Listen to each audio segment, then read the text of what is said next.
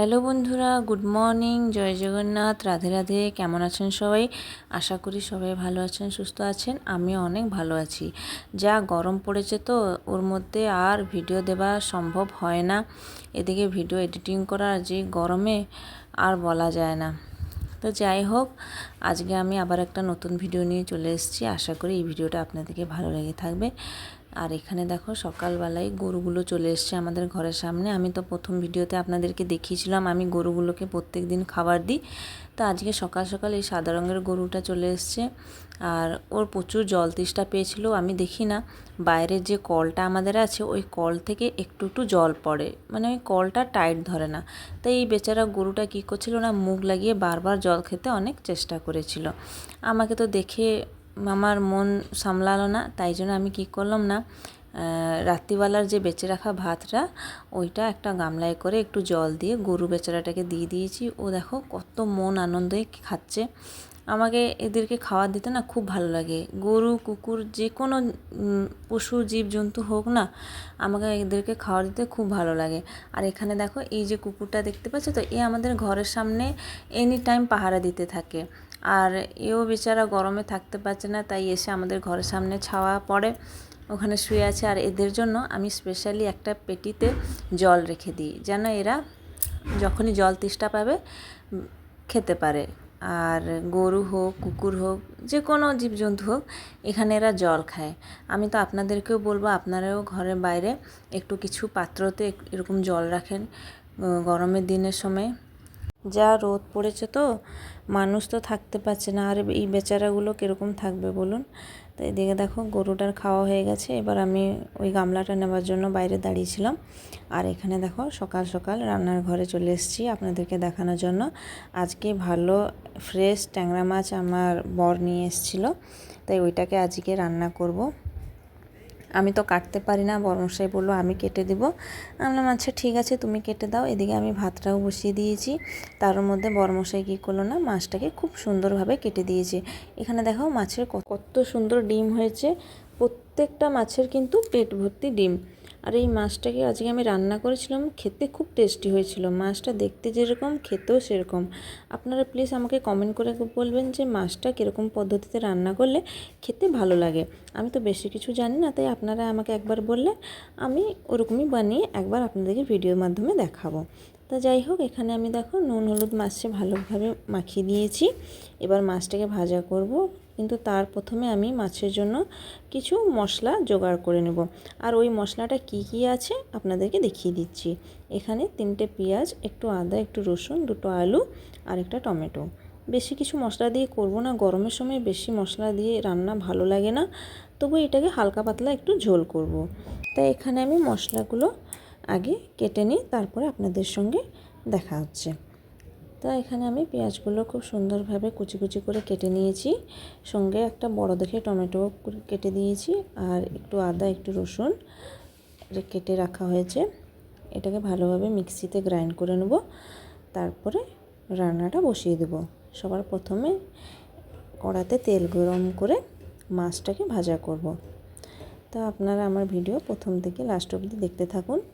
আজকে আমি দিনের বেলা কি কি করছি, কীরকম পদ্ধতিতে রান্না করছি, আপনাদেরকে সব কিছু শেয়ার করব। তো এখানে দেখো তেলের মধ্যে মাছটাকে দিয়ে দিয়েছি। মাছটা বেশ ভালোভাবেই উঠে যাচ্ছিলো। আমি ভাবছিলাম মাছটা ভেঙে যাবে কি ডিম বেরিয়ে যাবে, কিন্তু সেরকম কিছু হয়নি। মাছটা ভালোভাবেই কড়া থেকে উঠে যাচ্ছে, একদমই লেগে যাচ্ছিল না। আমি মাছ ভাজলে তো আমার বেশি এই ভয়টাই থাকে, যে কোনো ছোটো মাছ আমাকে প্রচুর ভয় লাগে যদি মাছটা ভেঙে যায়, কিন্তু ওরকম কিছু হয়নি। খুব সুন্দরভাবে মাছটা উঠেছে, এখানে দেখতে পাচ্ছ। আর এদিকে দেখো কেটে রাখা পেঁয়াজটাকে ওই মাছ যে ভেজেছিলাম, যে তেলটা বেঁচেছিলো, আর তেলও দিতে লাগলো না, ওই তেলেই হয়ে গেছে। আর পেঁয়াজটা খুব সুন্দরভাবে লাল লাল করে ভেজে দিয়েছি। একটু নাড়াচাড়া করলে হালকা একটা ব্রাউন কালার চলে আসলেই মশলাটা দিয়ে দেব। তার মধ্যে এখানে দেখো আমার বরমশাই আজকে পুজো করছে, আমি আজকে করিনি, একটু ঘরের কাজ করছিলাম, তাই একটু দেরি হয়ে গেছে। বরমশাই বলে আমি পুজো করে দিচ্ছি, তুমি মাছটা ভালোভাবে মন ধ্যান দিয়ে বানাও, যেন মাছটা খেতে ভালো হয়। আমি বললাম ঠিক আছে আমি বানাচ্ছি, তুমি পুজোটা করো। তাই বরমশাই এখানে পুজো করছে। তার মধ্যে দেখো আমার পেঁয়াজটা খুব সুন্দরভাবে ভাজা হয়ে গেছে। তার মধ্যে আদা বাটা রসুন বাটা যে মিক্সিতে বেটেছিলাম ওইটাকেও দিয়ে ভালোভাবে কষিয়ে দিয়েছি। এখানে দেখো ভাজা মাছগুলো এক জায়গায় রেখেছি যেটা তরকারিতে দিব, আর কিছুটা ভাজা মাছ তুলে রেখেছিলাম।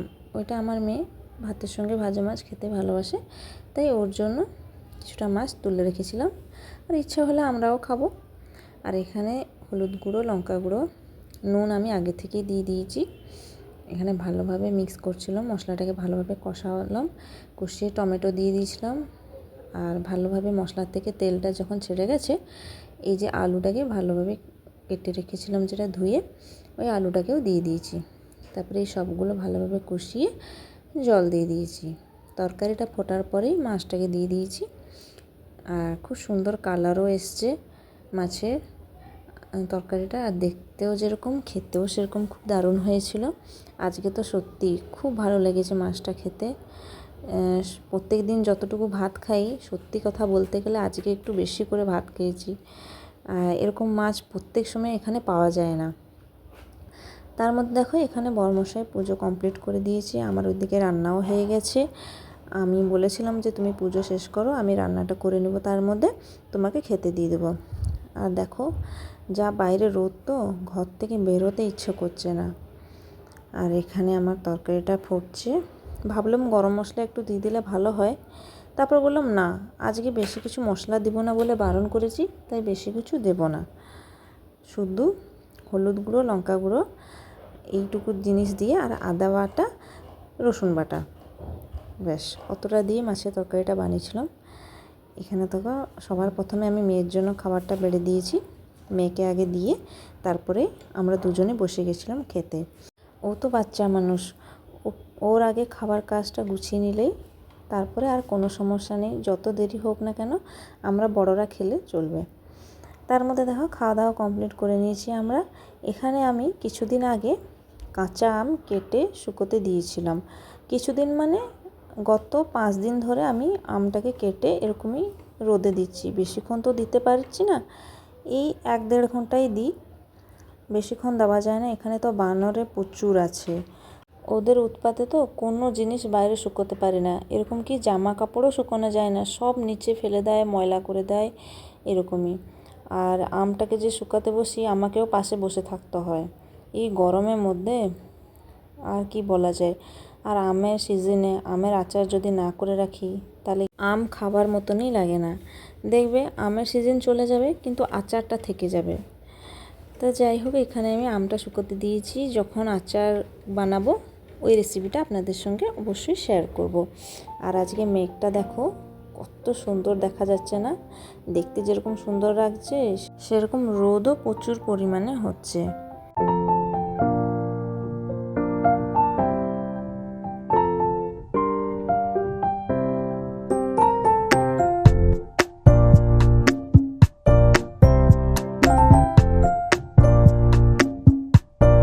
এদিকে দেখো বন্ধুরা, আমি বলেছিলাম না এখানে বানরের উৎপাত প্রচুর। এই যে দেখো সামান্য ফুল গাছটাকেও ভালোভাবে বেড়ে উঠতে পারছে না, কেননা আমি এর মধ্যে বরকুল যে কাঁটা আছে ওইটা আমি দিয়ে রেখেছি। এই গাছটাকে যে কতবার তুলে না ফেলে দিয়েছে তার ঠিক ঠিকানা নেই, তাই জন্য ওর সাপোর্টিংয়ের জন্য আমি কাঁটাগুলো এনে রেখেছি। যাই হোক, কতটা পাতা দিয়েছে, নাহলে এইটুকুনিও থাকতো না।